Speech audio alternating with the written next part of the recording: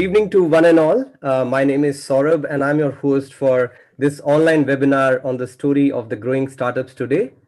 I would like to start the session by acknowledging and paying my respects to the Bidjigal and Gadigal peoples, the traditional custodians of the lands where each of our UNSW campuses are located, and all Aboriginal and Torres Strait Islander elders past, present, and emerging, and their communities who have shared and practiced their teachings over thousands of years.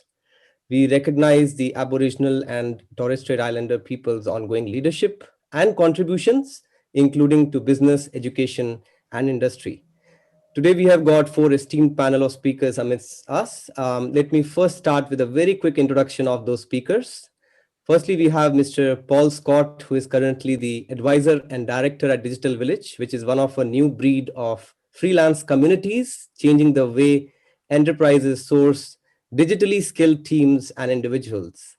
He's now providing advisory and non-executive services to several organizations such as Shoutout Australia and Skyfield Corporation, which are seeking growth through exceptional customer experiences and team engagement.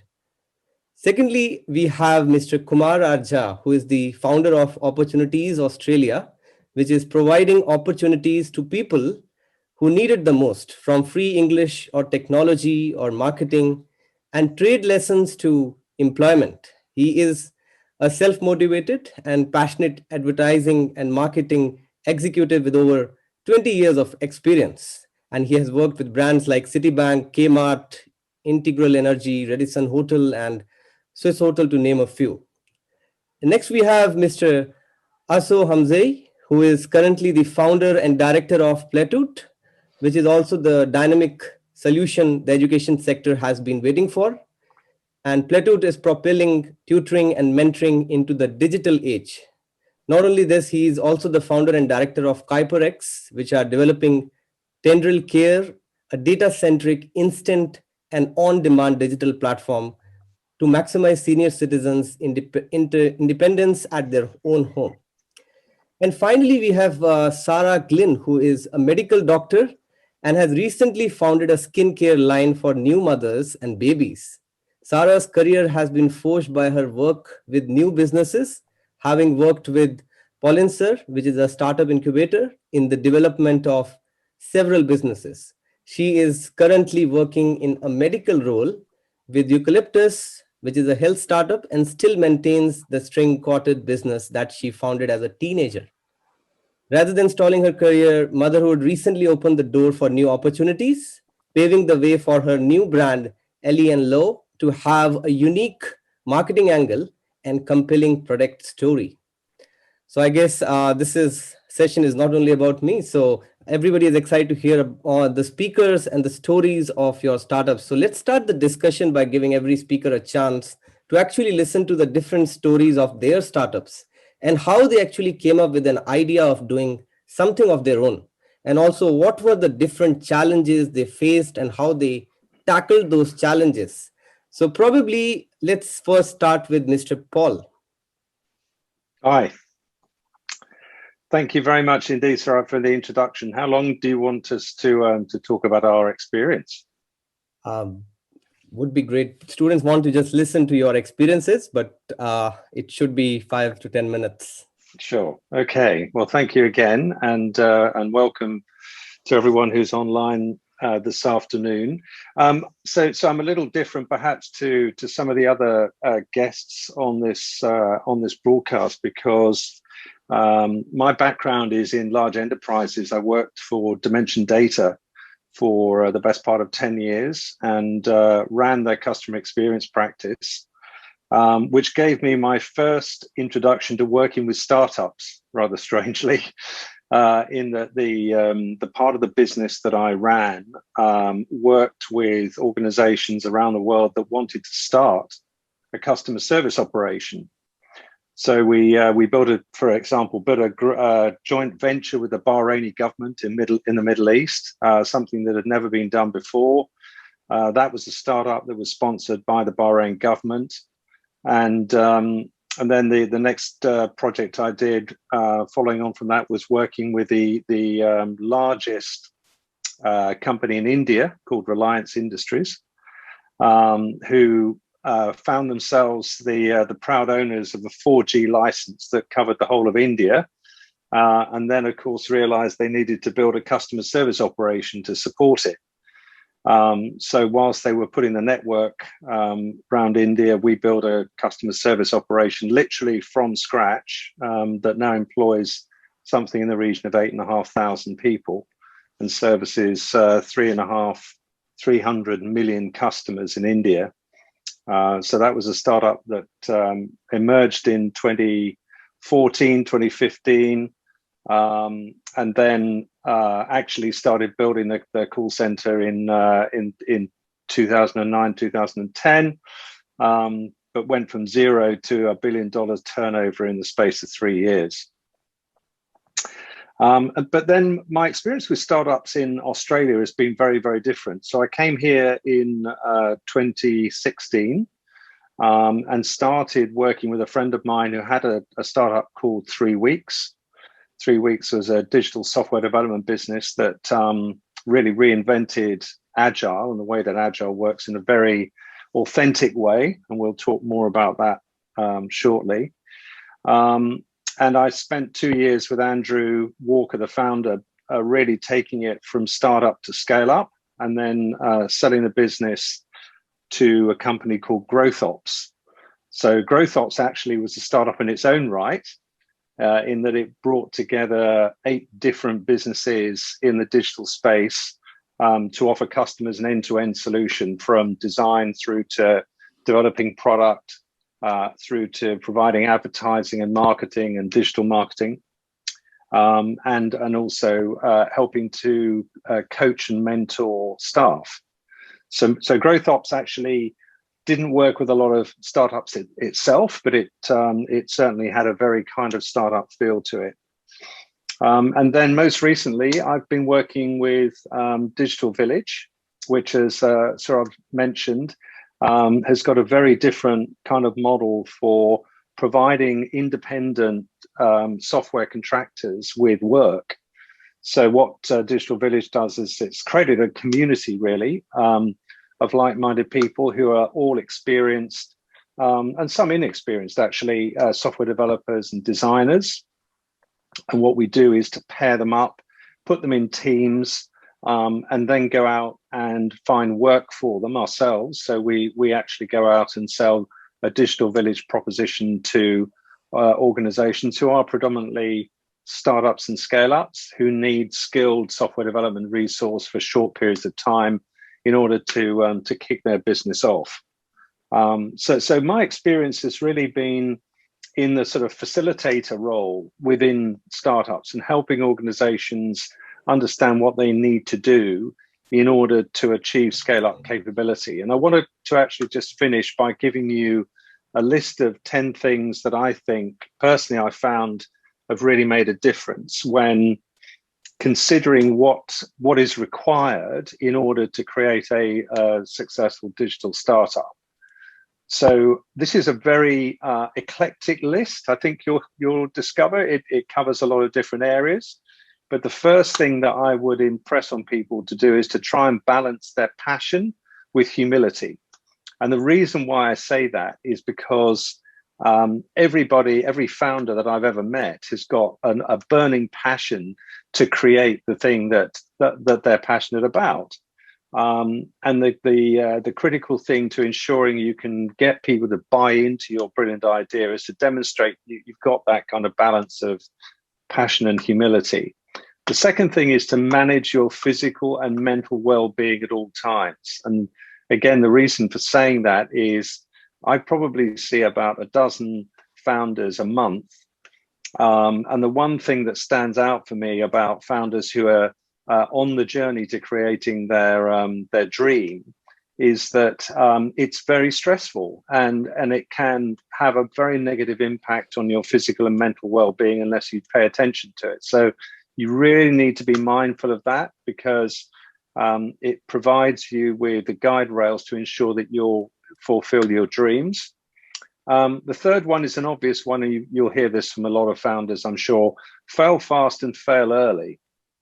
So it's very easy to get stuck in this kind of design for next loop that organizations tend to, that founders tend to find themselves in, which is doing a lot of initial conceptual thinking, but not really being conscious of whether or not what they're designing is going to be successful. So you've got to be prepared to fail fast and fail early. Find out if something works. If it doesn't, try something else. Which leads to the fourth one: be prepared to pivot at a moment's notice. So expect the unexpected. The chances are the first thing that you come up with is never going to be exactly the thing that you end up taking to market, and you've got to be open for that. The fifth thing is, don't waste money on fancy designs and wireframes. The number of times I meet founders who've blown their budget just producing a series of design ideas and concepts, and then want us to work for them for nothing because they think they've got the design idea done, it is a common mistake. You've got to be very careful with that. And it leads to the sixth thing, which is something that we wrote about in a book called Beyond Agile, which I know, Sara, you know about. Don't waste money. The sixth thing is build working software from day one. If you can, work with people who can start developing the very first version of the thing that you want to take to market. And then the seventh thing is work directly with end users and don't fall into the trap of becoming the proxy for users. So it's very easy for founders to think they know what it is customers want because they've come up with the original conceptual idea, the great idea. But the truth is, if you're not engaging with users right from the outset and throughout the process of developing your product, you're going to miss things. And you're not going to be getting the direct feedback you need to be able to adapt. Number 8, avoid offshoring until you are building at scale. So there is a temptation for startups to believe they've got to use offshore resource because it's cheaper. The truth is, if you haven't used offshore resource before, it's not as easy as you think. And the chances are, if you're not used to managing it, you'll find it extremely difficult and frustrating. So it may be attractive from a price standpoint, but believe me, it's much better to find somebody who you can sit down with and talk to and have a conversation with, rather than have to translate things for people who are working offshore and have that kind of back and forth going on. Number 9, be prepared to find alternative income streams when you're starting up. So don't feel that you need to sacrifice everything right from the get-go. Make sure that you've got some means of actually supporting yourself whilst you're building your dream. And number 10, fix one problem at a time and avoid trying to solve for everything. So again, this is a classic startup mentality, which is we've got to kind of understand every possible use case before we can start doing something. That's not true. If you can actually develop an end-to-end version of what it is you want to deliver and solve for one customer, the chances are you'll be able to scale that faster than believing that you have to, first of all, understand every single use case before you start. So a bit of a rant, but I hope that's a useful start for you. Thank you so much, Paul. I think a lot of useful suggestions there, including the fact that fail fast and then fail early, the point that you noted before. But now I would pass it on to Mr. Kumar if you want to share your startup journey and motivate the students here who are listening to you. Sure. I have done marketing for around 20 years. I was passionate about it. It was a dream of mine to start an ad agency. I did. I ran that for 7 years, but then I found a bigger mission in life. While I was running the ad agency, I was doing community service. So I joined Winnie's, St. Vincent de Paul. I was doing CEO Sleep Out to raise money for the homeless people. During that time, I also joined some other charities as well, rescue services like Marine Rescue and SES, etc. And I was very moved. So I thought it was about time to start something of my own with a bigger purpose. And I thought the purpose was to do with education and employment. because just a common saying is, education is the key. So there are a lot of Australian citizens as well as international students, a lot of people living in Australia who aren't getting enough education. Universities are getting more and more expensive. People are also getting demotivated here in Australia. There have been TV shows to talk about, a lot of people living, in housing commission and, just living off Centrelink and not being motivated to go to universities and, schools, etc. So there's a large number of school dropouts and so on. A lot of people take trade. They drop out from school, and then after they take trade as an option. So, there are lots of reasons why I've taken this on board. Besides that, another reason was there are a lot of people who are disadvantaged, like refugees and migrants who come with very high level of qualifications. And because of not having connections out here in Australia, they really suffer. And they keep on applying for work, but they could never get the real opportunity. It's not about what you know, sadly, it's about who you know. So we are trying to create a bridge between the people who can't get these opportunities and the corporates, as well as mid-sized businesses who aren't aware of the strength of these people. We have created a niche here, and our niche is refugee, migrants, and indigenous. But besides that, we do help out, regular Australian as well as the international students as well. So a lot of times, the reason, the catalyst of starting this agency or this charity rather, would be, several experiences like, you hail a cab, you sit down and have a chat with the cabbie, or get some food delivered to you by an Uber person or, Deliveroo person. And, you get to know that, they might be very highly qualified from overseas or even Australia. People who would have done masters or PhD here in Australia, you will find them delivering pizzas and driving taxis, and that makes me sad. And after listening to several stories for many years, I thought of doing something, and I thought of pulling out all the cards and bringing all the networks as much as possible and try to create that. So I did. On 1st of July last year, I created that. Gotten the charity registered. Within 1 year, we have over 60 volunteers and over half a dozen corporates on board. I'm very proud to say, organizations like Deloitte, Salesforce, etc. We are also getting help from TCS, Atlassian. So it's a great moment to be able to partner up with these organizations. They are all providing pro bono support. Some of them are hiring as well. And we are really looking forward to having a very meaningful connections with these people, so we can find employment for hundreds of people, who will come to us, and we would never say no to people. Besides employment, we also do training in the fields of English, interview preparation, finance, technology, and some trade skills like hospitality and construction. So we have some 5-star hotel as well as construction company, Masterton Homes, as our partners. So they provide training as well as employment for people too. So, this is a great partnership model in here. I would call the volunteers as perhaps partners too. Plus the corporates and and the charity partners as well.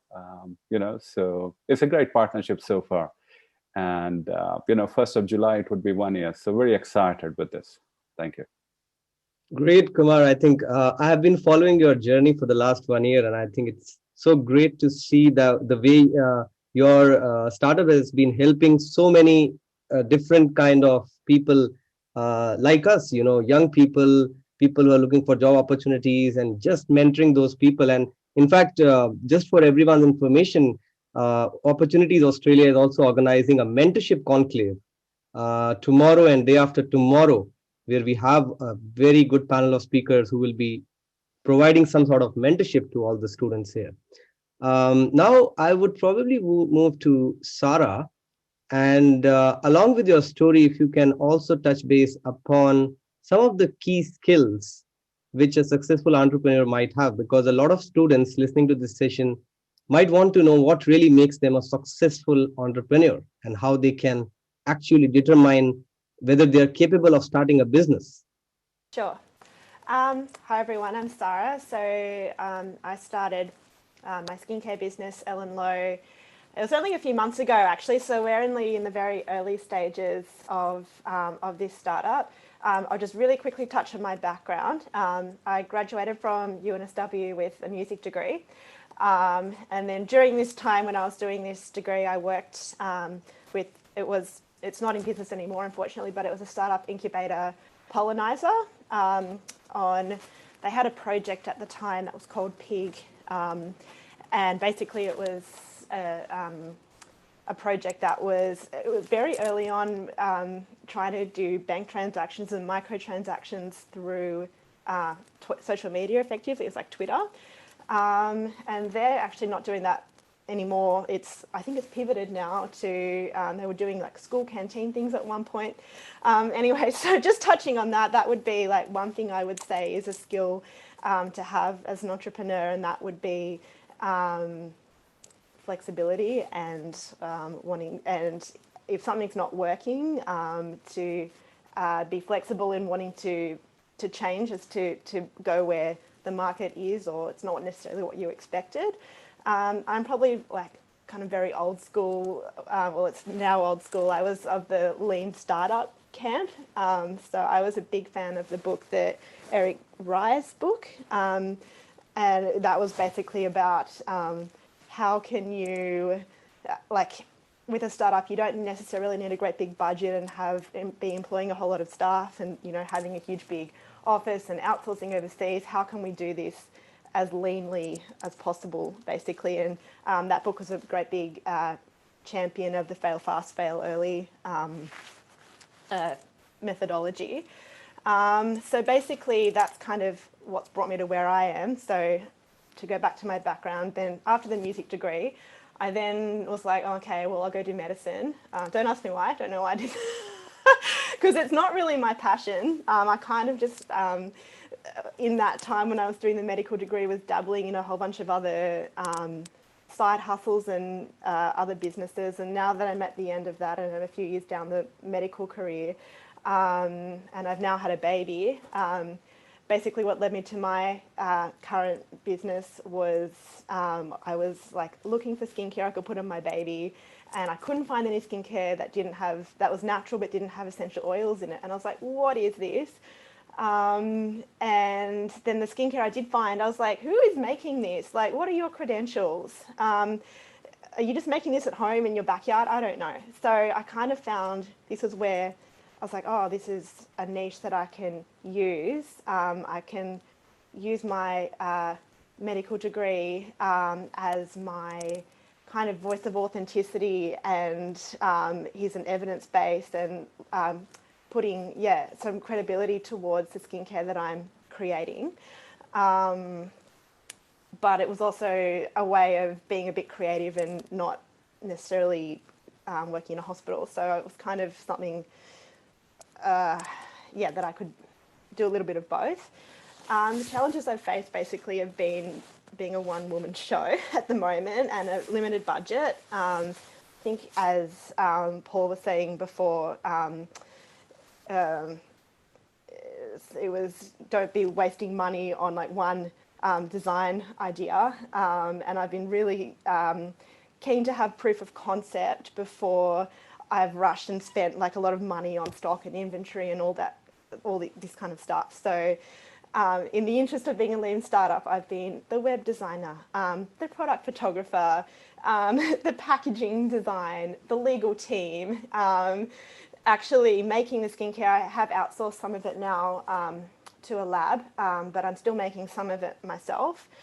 And basically, I would say, in answer to your question, skills that budding entrepreneurs would need to have is, I think, a very broad range. I think early on you need to be prepared to just get your hands dirty and to yeah, if you're not good at marketing, I don't know, I did an online digital marketing course just to like bring myself up to speed, and it wasn't expensive to do that. Or if you're not good at web design, you know, like it was all this stuff I kind of managed to teach myself. And I think having a broad skill set, being prepared to, as I said, fail fast, fail early. This wasn't my first idea. I actually had a cake decorating business at one point, and this was in the really early days of Shopify, and I was trying to use Shopify to like expand my cake business, that to make like, I was calling it present cakes, and it was like trying to like get cakes out on a large scale to people. Anyway, that failed. And then I had another, I'm still kind of doing the string quartet business, and that was trying to go from the traditional getting just paid for like getting, as in the hours that I'm putting in are just directly what I'm getting paid for. So a traditional like time for money scenario. And I was like, how can I make money off this? So I was doing like arrangements at one point and uploading the string quartet arrangements, and people were buying that, and that was like, you know, a more consistent, something that would be up there forever. So I've had a few fingers in lots of different pies, and it's been the other things I was doing. Yeah, as I said, I was like, well, this wasn't my first idea, and having tried a bunch of other things have given me the skills that has led me to being able to do the skincare and being able to, you know, I've made a website before, so when it came to doing the website of this, it wasn't doing it for the first time. So I would say that trying to get a broad range of skills and not being afraid to ask for help, or find people or like-minded people who would be willing to jump on board and offer their skills where you don't have those skills. And finally, the last thing, the main thing I wanted to say was, for me, it's been really important to have proof of concept before going too much further and investing too much money or seeking investment. So for me, in terms of if you were to be a budding entrepreneur, I would say if you've got a really great idea, a great way of getting this proof of your concept is, for example, making a Facebook group and just seeing how many people you get in there and how many people you can have making discussion. An example would be I'm a member of Natural Skincare Makers Australia. And since this group I've been a member of this group, it's grown to thousands of people now, and the founder is now using the group. She's the admin of the group, and she is now using this to run her own business, which is teaching, like making an online course, teaching people how to label their products with legal compliance. And there are so many people being like, I don't know how to comply with it's really confusing.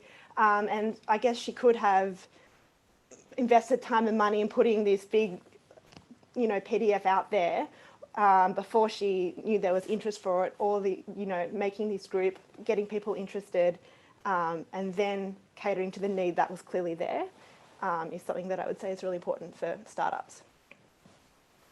Thank you so much, Sara, for that detailed answer. And I think it was very detailed, but still very precise and clear to the audience who is listening to us. Sorry, a bit everywhere. Yeah, probably now I will ask Aso to answer the same question, and then we'll move to some specific questions for the panelists.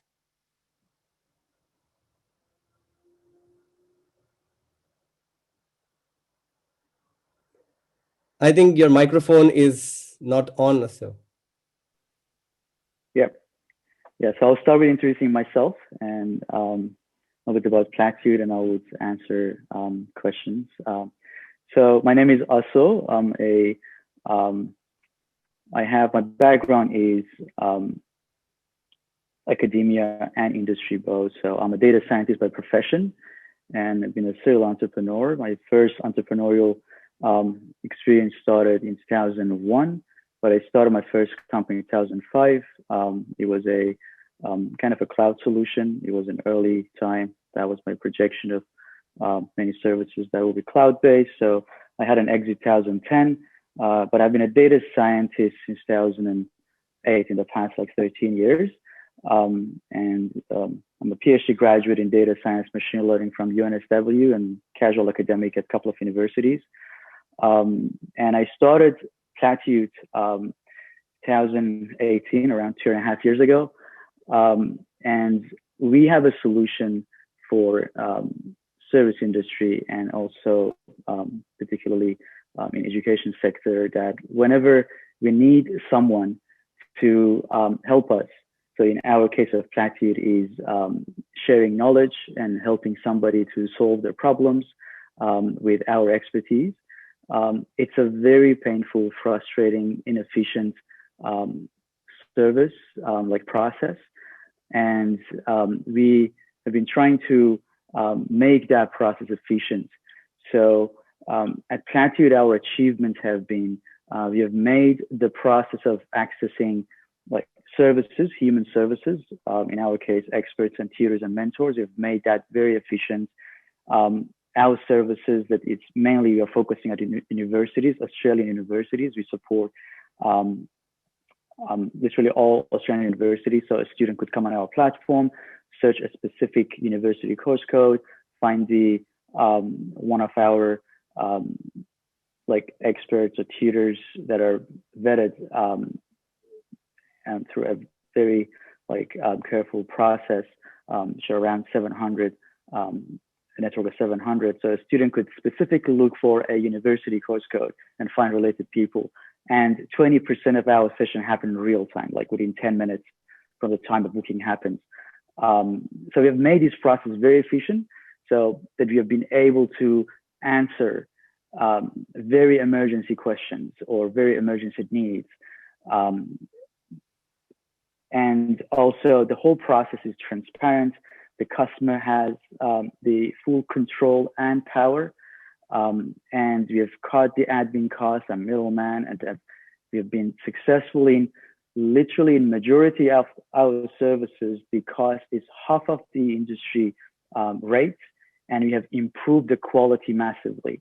So I give an example in tiering space. I'm sure everybody's have heard of like the rate. So a high school student, for example, receive a tiering service with a $80 to $100 per hour rate from a second-year university student, which at our platform and our service, a PhD student is offering like his services to a bachelor master's student with around an average of $50 an hour, $40 to $50. So and the quality is being controlled, the process efficient, and we're very proud of our experience in the past 15 months that we have launched 2 weeks before the lockdown, the first lockdown. It was a exciting time, a challenging time, changing strategy overnight. And we took a different path from what we started, what all these, the Scott talking about, like his suggestions. But in our case, like whatever we planned, we had to change overnight. Within 2 weeks, we completely changed our go-to-market strategy and had to make changes to the platform to be fully ready for full online service delivery. So in terms of like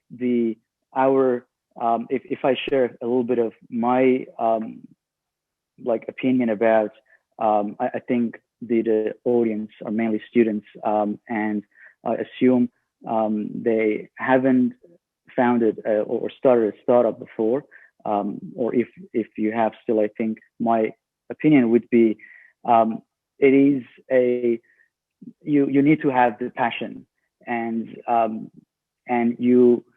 I believe that when somebody comes to this space of entrepreneurship and starting a startup, you need to be ready to go all in at some point of time, even if you start very safe, having a side job, trying to have a secure income while you're running. There a lot of things happens unexpected and out of your plan, and you have to be very agile. You have to be very prepared to change your direction completely, and also you need to be ready to go all in. I think based on what I've like heard from other entrepreneurs and the research of those who study entrepreneurship, and my observation as well, the number one failure of startups is founders give up at some point of time. They feel like they are losing all their money. They might like go bankrupt, or it's the stress is too much at some point. So it's good to know that if any of those challenges happens, you need to be ready to take that and have a high pain tolerance, and try to hear to many entrepreneurs' stories. I would suggest go to listen to the best practices. Start with Jeff Bezos and Elon Musk and Steve Jobs, and everybody has got a different story. And I wouldn't say there is a one prescription. Anybody could come with a different kind of mindset and solution, but at the end, it's you that you're very passionate about what you're doing, and you have this kind of fighting feeling that I'm gonna stay. I'm all in. I'm gonna make this happen, and I'm gonna challenge myself and make sure I satisfy all those challenges and have continuous kind of improvements and being agile and get proper consultation from experts. There are a lot to talk about, and I'll be willing to answer questions if Saurabh or audience would like me to answer. Yeah, sure. Thank you so much, also. I think, again, very elaborative answer and very clear in your thoughts. That's, I think, one of the main things you should have, I guess. But there is a question coming for Sara from the audience.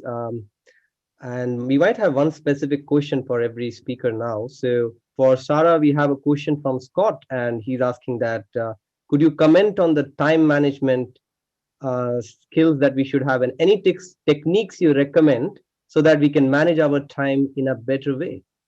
Yes, I am busy. Yeah. So for me, I would say, don't be afraid to outsource where you can. There's just things that I've been able to be like, I cannot look after my baby 5 days a week, so she goes to daycare 2 days a week. That's just an example. Obviously, that's a financial thing as well. So if we're talking, if someone's a student on zero budget and you can't outsource to like a cleaner or something, because we do have someone come and help with the cleaning and things like that. There's just stuff that I just do not do, and I'm totally focusing on my work at the moment, basically. So yeah, I would recommend outsourcing. Other techniques, I mean, some people are all about the getting up early and the 5 a.m. start or whatever. I do not do that. I like to sleep in.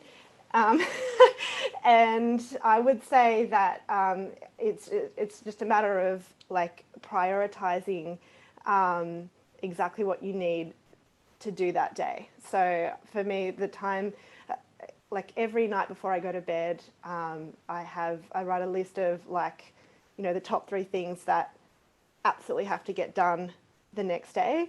And then there's things that if I actually think about, oh, this could probably, you know, wait a little bit, like this could wait until 2 days later, you know. And I call it, I've heard it's a technique, it's called swallowing the frog. And that's called, like, when you first get up in the morning, you do the one thing you really don't want to do and you've been procrastinating, and it's like swallowing the frog.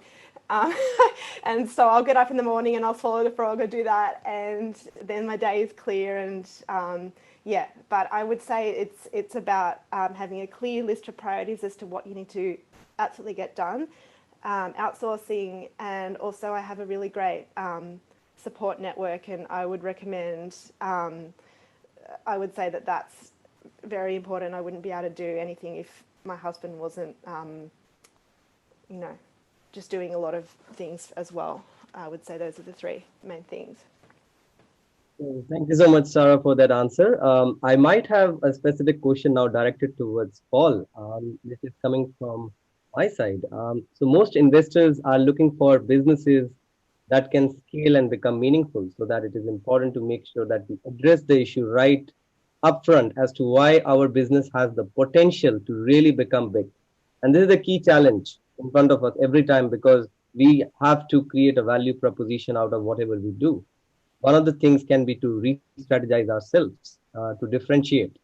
But what really you think helps us to differentiate ourselves from others, especially when we are trying to do something of our own? Such a good question, Saurabh. Actually, I get asked that question a lot. And I've helped 3 businesses in the last 12 months put together investment memorandums, IMs, to raise money. I think the number one thing that investors look at is the individual in front of them, and the credibility and the passion and the commitment of the individual that they're talking to,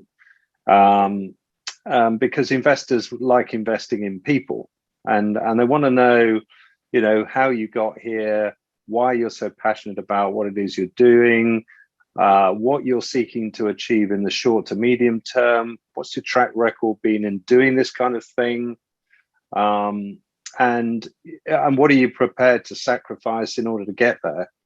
So the biggest turnoff for investors is when they read IMs that are full of how they're going to be using the funds, and one of the ways they're going to use the funds is to pay themselves.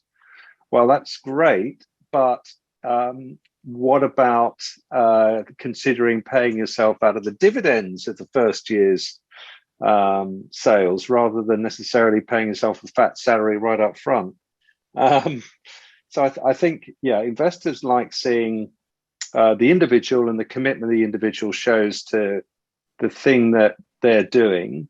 And then the other thing is what they don't like seeing is a hockey stick on the sales growth line. So, or on the income or the revenue stream, an unrealistic valuation being put on the business as a result of that. So it may sound counterintuitive to some founders, but actually taking a conservative view of the market potential and your growth potential is not a bad thing, particularly if you can demonstrate that you're achieving results in a fairly consistent way, and that you're able to demonstrate that it's got some validity in the market, that you can point to competitors or to companies in a similar category to yourselves who have done something similar perhaps and achieved the same kind of outcome. But obviously you've got to be able to differentiate yourself, because if it's not differentiated, then probably people are not going to invest in it. That's really true, Paul, because I think that's the most important question. If you're not able to differentiate yourselves, and if you're not confident about your idea, it's very hard to move forward with that initial point. There is a question now coming for Kumar from the audience. So the person says that you have mentioned about how the number of corporate partnerships you are involved with at Opportunities Australia. Do you have any advice on how to approach these organizations and to establish those connections that you have done in the last few years? Kumar, you're on mute. Sorry. It takes time to really establish relationships with the corporates. So, so I have done my time in the past, but besides that, you need to prove that you are the best, you are the deserving candidate. As Paul was saying that people invest into, or corporates invest into people rather than just organization. Organization is nothing without people. So why would they invest into you? What do you have to offer? Are you good enough? The proposition that you have to offer, is that good in comparison to your, in comparison to the competition? Speaking of charity, there are tens of thousands of charities out here in Australia. Why are you good enough to deserve that, $1 million grant from that corporate or the government? So they really assess the scenario, and the process is quite brutal. So honestly, like, you have to be excellent at what you do. So, irrespective of what field you work in. So far I have worked in the fields of advertising, marketing, and then here I am, into the charity world. So the philosophy remains the same as, the competition is cutthroat, and you have to be really good at what you do. You have to be really good at writing excellent proposals. You have to be a great communicator. You have to be an excellent negotiator. Um, you have to be able to, when you sit down face to face, you have to be able to understand, the nuances of communication as well. The art of just, understanding everything, what people are not saying, so just those unsaid words, you have to be able to understand that. You have to, what is it, under promise and over deliver. So if you ever get a chance, even the smallest chance, then you have to be really, on your toes and working really hard. Being an entrepreneur, weekends are not quite an option, not quite an option anymore. You have to be working really hard to be able to deliver. So it requires a lot of perseverance. That's another thing. So, it requires a lot of perseverance to, communicate with people, following up, etc. So, there is just a fine line there. If how much you persevere, are you taken as, as too much of a perseverer, or, just persevering enough to be able to, let people know that, you're out there. But people do follow you. As I mentioned that, it has taken some time to be able to, convince these brands, and just luckily that I have started and they liked the purpose. So they came in, pretty much from the beginning. So, just be good. There's a saying there that, be following the rules, even if no one is watching. So, when you are like law abiding citizen, people are watching you, even though you don't know. So, that creates the brand for yourself. So if you continue doing what you do on an ongoing basis, people do see that, and that creates trust, and that creates a brand for yourself. And that's what people follow. That's what people buy. So that's my suggestion. Sure. Thank you so much, Kumar. A lot of tips coming there from your brief answers, from being a good communicator to being an effective negotiator to saying a goodbye to the weekends. So a lot of good tips for the students there. But now I'll move to Aso for another specific question coming towards him. And that is towards marketing. So marketing is also a key element for any startup. And when creating a marketing strategy, we're always talking about those 4 Ps of product, price, place, and promotion. So what do you think makes a successful marketing strategy for a new company, a new startup? My personal, I'm not by expertise, I'm not a marketer, but I would say as an entrepreneur, and what is my opinion, I think a startup should have and should look for a very creative, cost-effective, and efficient way of sending a message across and building that brand awareness, and reach out to those who are the customer targets, and finding that niche that they want to start with, and finding an efficient way to reach out to those, and being able to articulate the value that they're providing. And that value should be very attractive, should be way beyond what exists today. I would say if a startup want to be successful, doing 10% or 20% improvements doesn't give them that a competitive advantage. The value should be damn high and that much that a customer is willing to switch. If it's a kind of not a new industry or new product, new industry, but a new product, but if it's not in a new market, sometimes a product goes into create a new market that didn't exist before. But sometimes the startup is going and having a product in an existing market. So 2 different strategies definitely would be there. But I would say finding the most creative way, cost effective, and being like able to reach out to those niche customers or niche audience that they're targeting at the early days. The costs are a lot. How to manage that goes back to the financial management and skills of the founder or the directors. But obviously that limited money and resources is very important how to use them. Marketing could be very costly if somebody is not is just following the typical kind of like approaches. Marketing can be very like expensive, and you could burn the money quickly. So I think being very creative in your marketing and having a strategy that maybe nobody has tried before, being cost effective and being able to reach to the niche audience and finding that effective way to do that. That would be my opinion.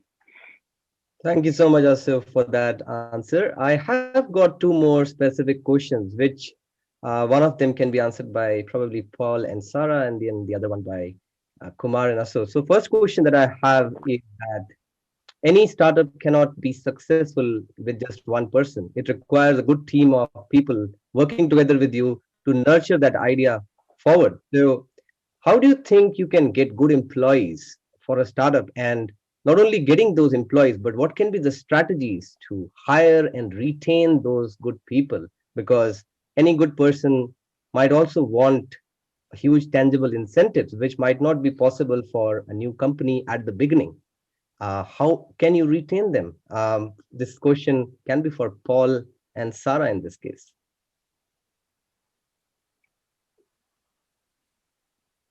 Sara, do you want to pick that one up first? Sure. I think that networking is everything with a startup. If you're at university, there is no point in you being there if you are not making the most of every single person, like the networking. Like, I do not remember a thing I learned at university, but I am still drawing on my networks and the people I met to basically get me everything that I've needed in my business. And I think that definitely goes towards finding people that you want to work with. So I think in terms of employing people, you could just do the old put an ad out there, but you're not going to find specific like-minded people, and potentially business partners, or if you're bringing on employees, if you've got a limited budget, people who might be willing to work for free or for less if you're offering equity into the business or the company and things like that. So where we've reached out in my past work with other businesses, I'm obviously not employing anyone yet with my business, but it's been through like meetups, and this is a service that you can meet up with people, other like-minded entrepreneurs in I'm in Sydney, and meeting like-minded people through that. There's, for example, Sydney StartUps Facebook group, and just putting word out onto that would be an example where you would find like-minded people who you'd be wanting to work with. Yeah, I think it's you could do the traditional put an ad out and hire someone, but in my opinion, it's those networks and those people that you meet along the way. And you could even, now as an exercise, make a list of 20 people that that would be able to help you out in some way. And it wouldn't even necessarily be about employing someone full time. It would be like, Sally's really great at doing Instagram posts, and I'm really bad at doing the Instagram, like the social media for my business.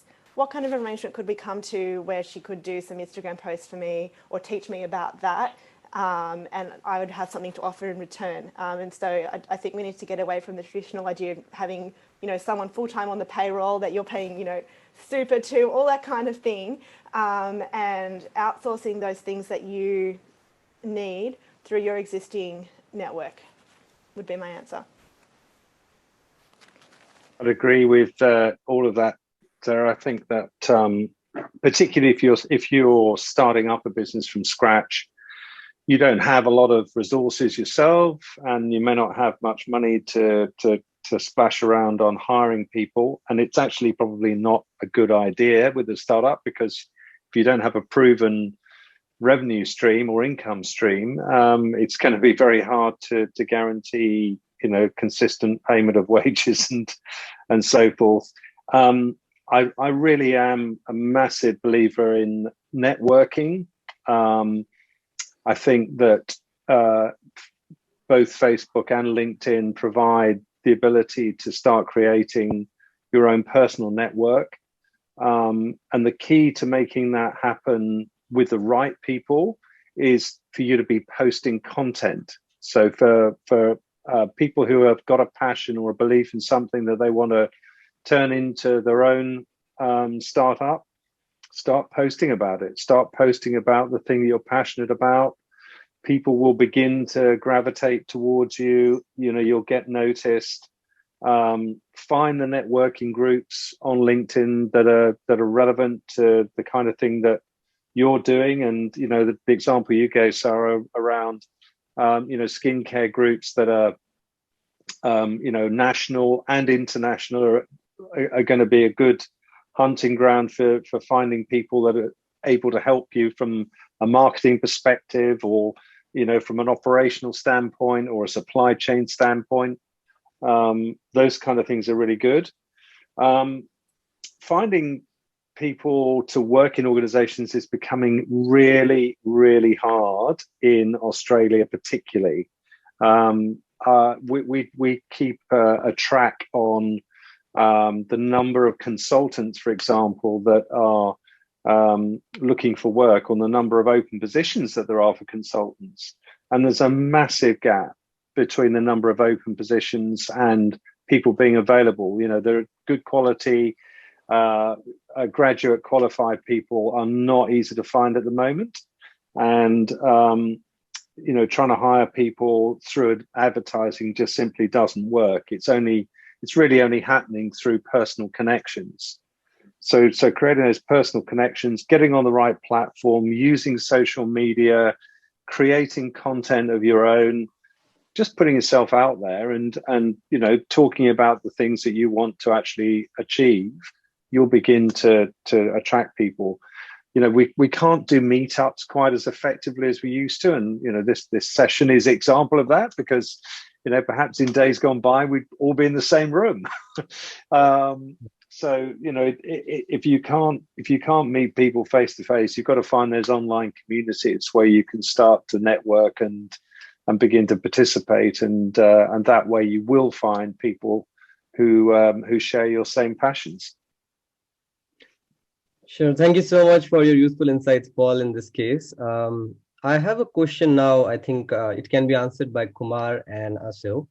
So there is a participant who has asked that to launch a business or a startup, do you have to always think that I have to find something and focus, or just do what you are doing and the idea and moment will come at some point?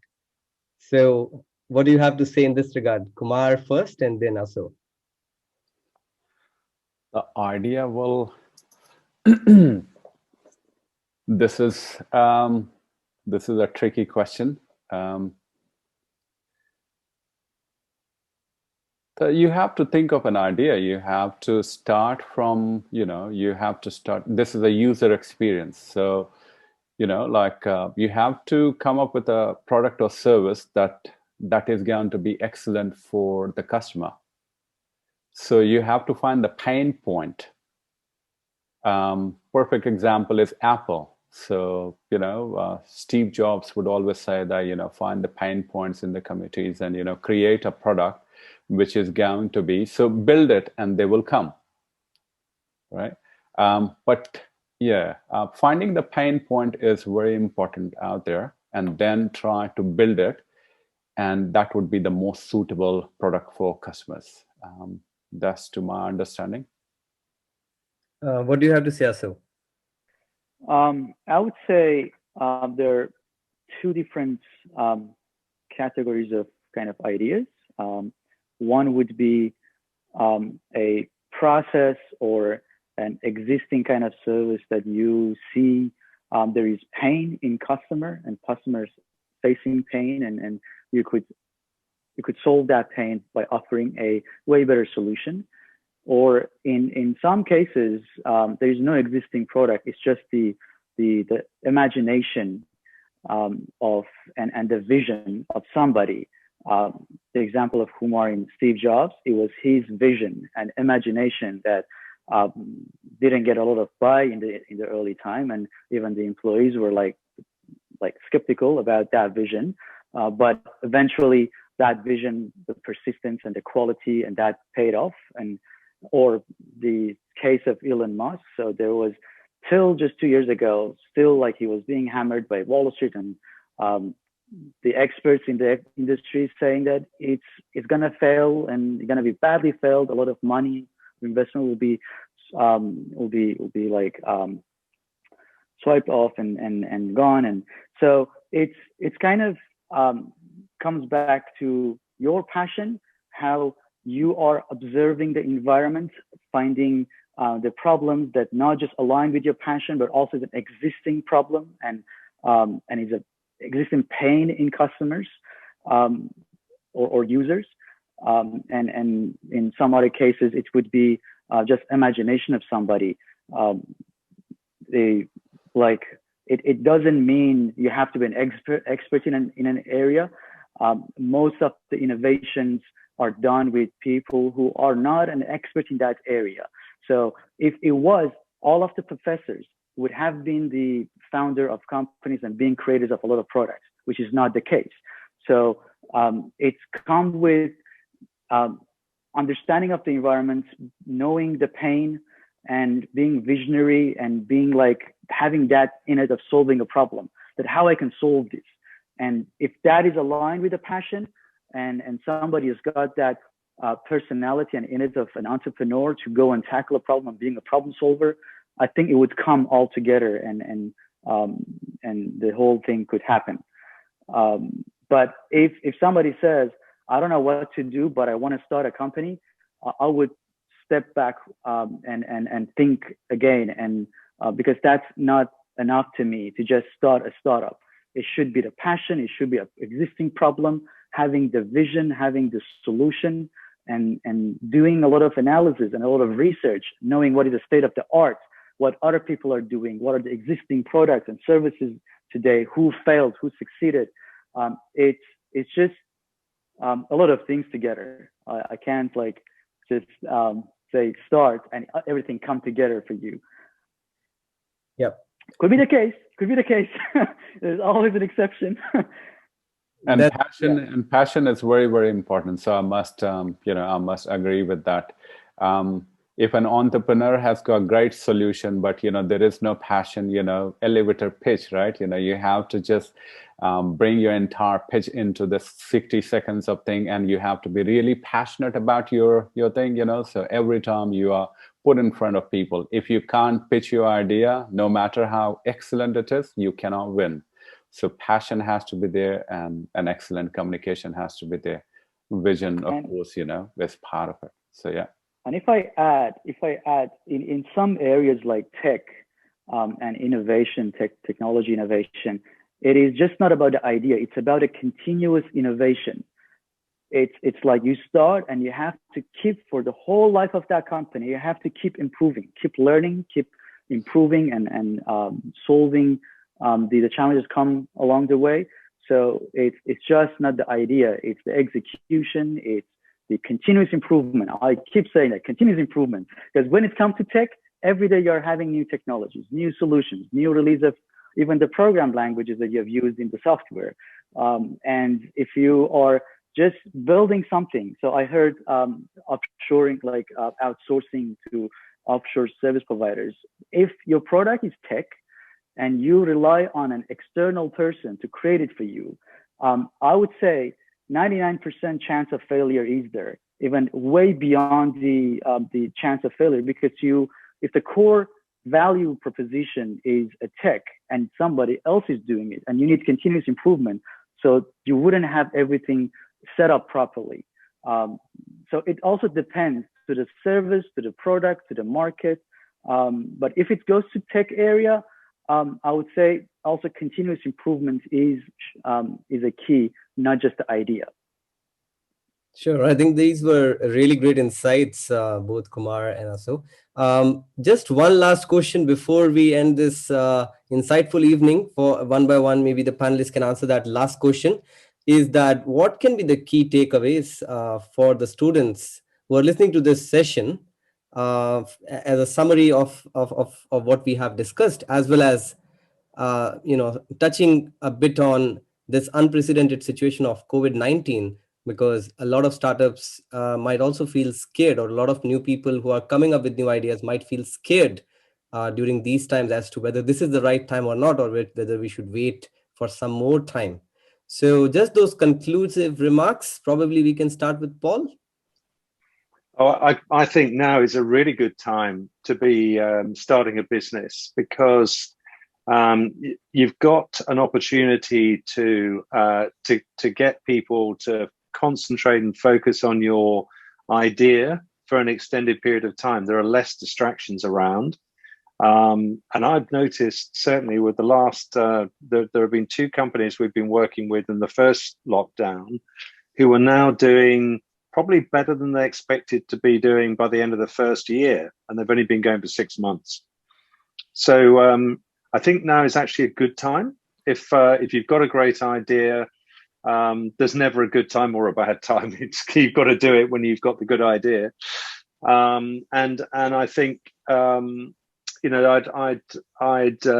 urge people to focus on some of the things that I mentioned at the beginning, really, which is the standard stuff that people know about startups, which is fail fast, fail early, and being prepared to pivot. And I think that those were things that also was talking about. You've got to be able to continually refresh and develop and innovate your idea. It never stops.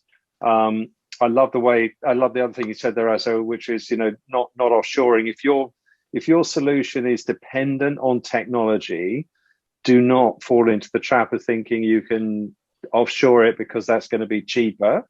You need to own that. There needs to be the architecture of the product that you are developing needs to be owned by you, and that needs to be held very tightly in close contact to the people who are actually developing it. And the other thing is, you've got to make sure that they're architecting it in a way that allows it to scale. So one of the products that we were trying to help a company out with in Digital Village recently, it was a beautifully designed product, but because of the way that they'd architected it, it would be almost impossible to scale. So we literally had to start from scratch and build it on a platform that would allow it to scale.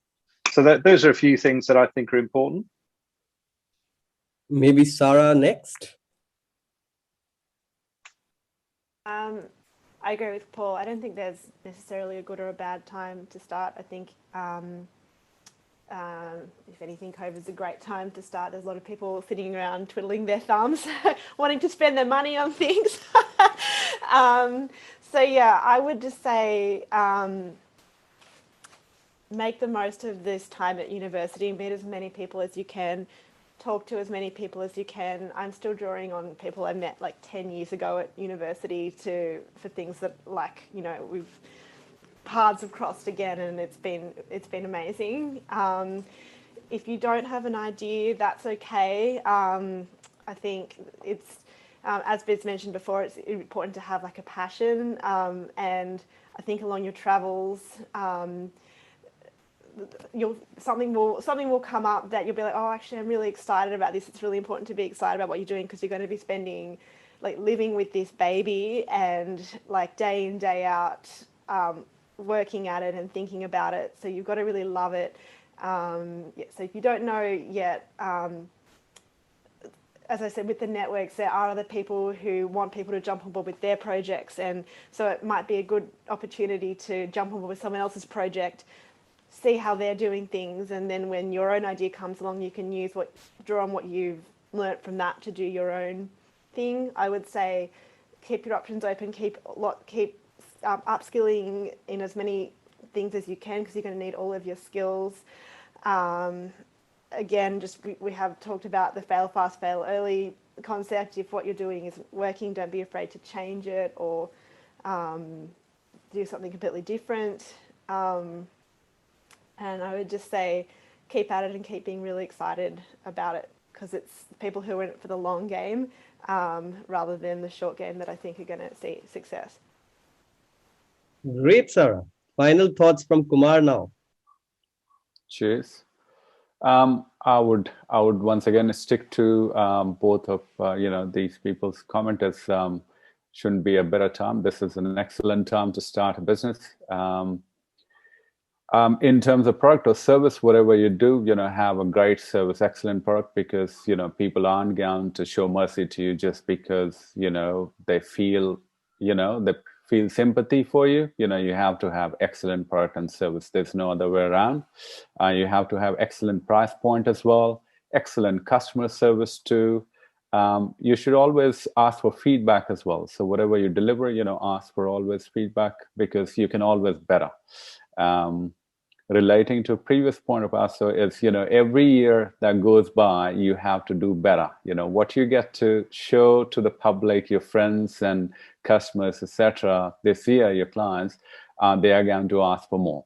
So always keep on learning, always keep on improving. So yeah, and asking for feedback is going to help you for that. With that, and under promise and over deliver. Of course, be honest. People can see through. That's honesty is the best policy. There is a reason for that. Be transparent. You should know your trade in and out. If you're starting your business, and wherever you are, you have to be an expert of that. Make a name in the industry. Of course, you've got to be a superstar. Connections and leads, generally people say, it's all about connections. So who so keep on working at that. Another important thing is understanding your legal and financial obligations for running a business.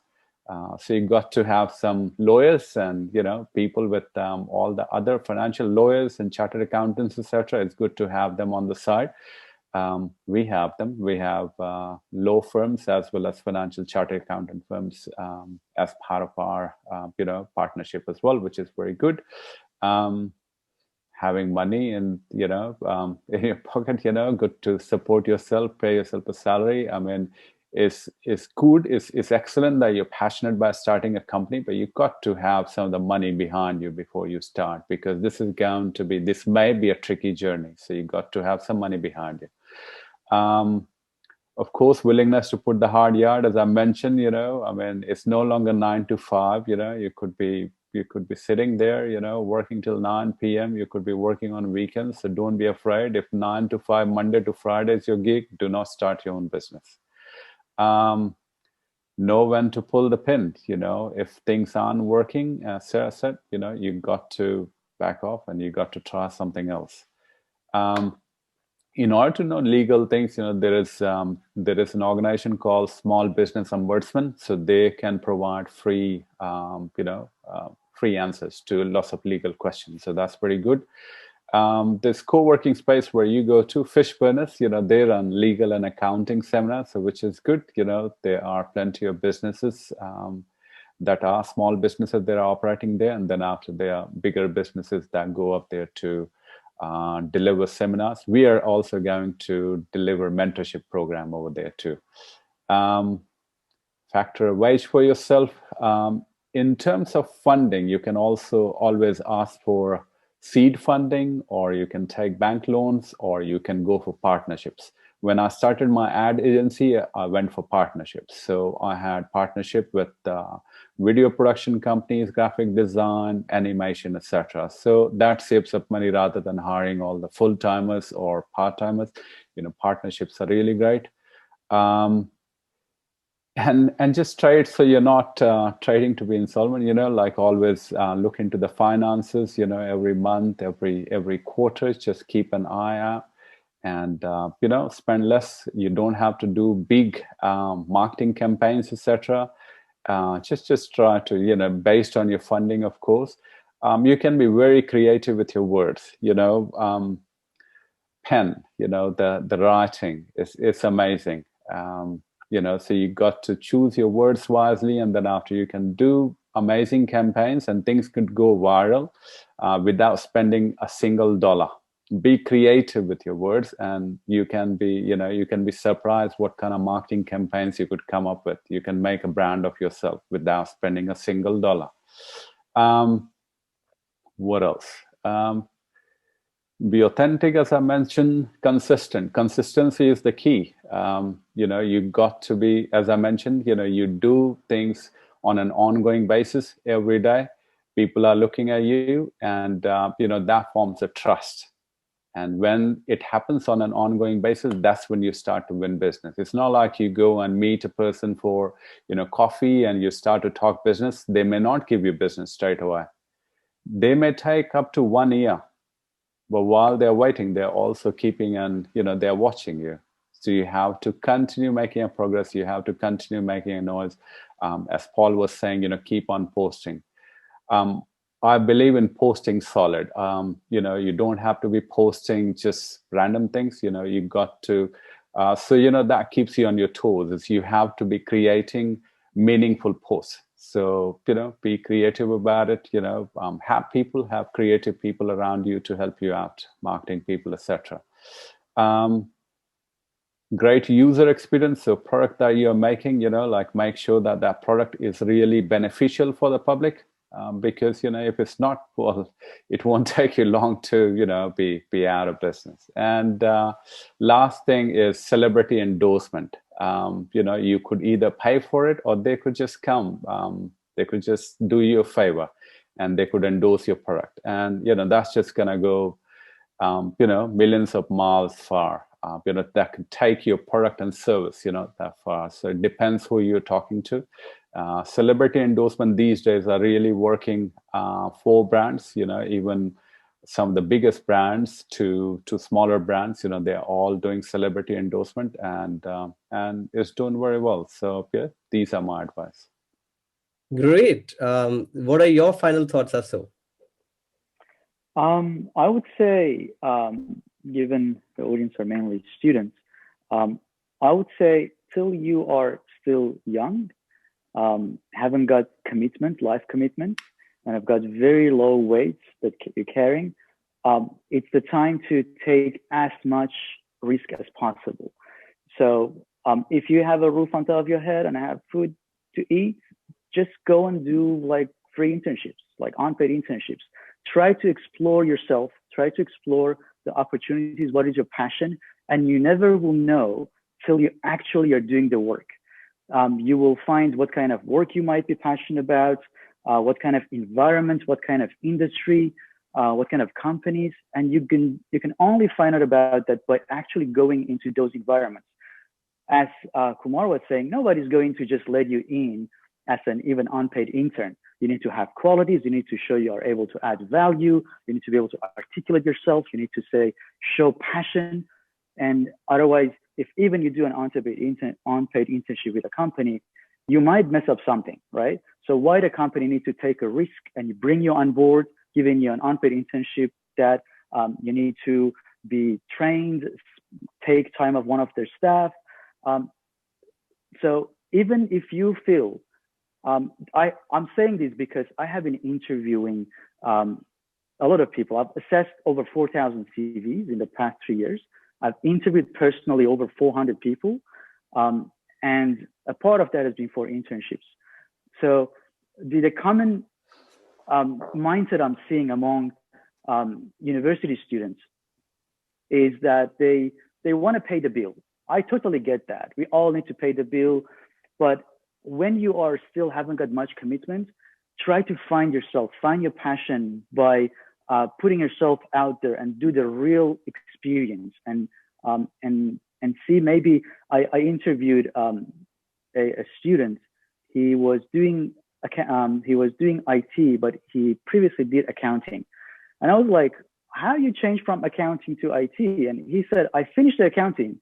I did an internship in a company and found out after 4 years of studying, I had completely different mindset and different idea and different feeling about accounting. And when he finished accounting internship with that company, he realized this is not his future. This is not for him. He started a totally new, different field.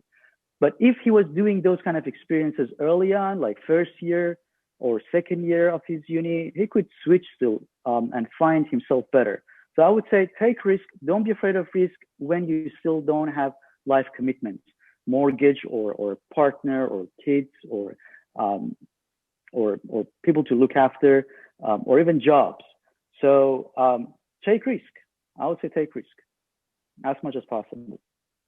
Thank you so much to all the speakers. And I think this was a wonderful session with a lot of key takeaways, starting from the fact which Paul started, that fail fast and fail early, having a definite purpose for your project, having proof of concept, as was referred by Sara, being perseverant, and identifying your pain points. So there have been a lot of key takeaways from this session for me personally, and I think it might be the same for all the students who are listening to us now. With this, we essentially come to an end to this session. And on behalf of the entire Postgraduate Council, I would like to thank all the speakers for taking their valuable time to join us for this session. And everyone else who joined us through Zoom or Facebook Live for being so interactive throughout the session and sending in your questions.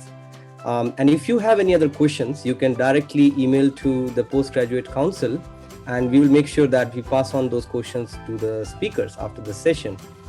We also hope to see you all at our future events, including the exciting 2-day Opportunities Australia Mentorship Conclave held tomorrow and day after tomorrow, and also the other events lined up ahead in this week. But for now, it's goodbye from my side.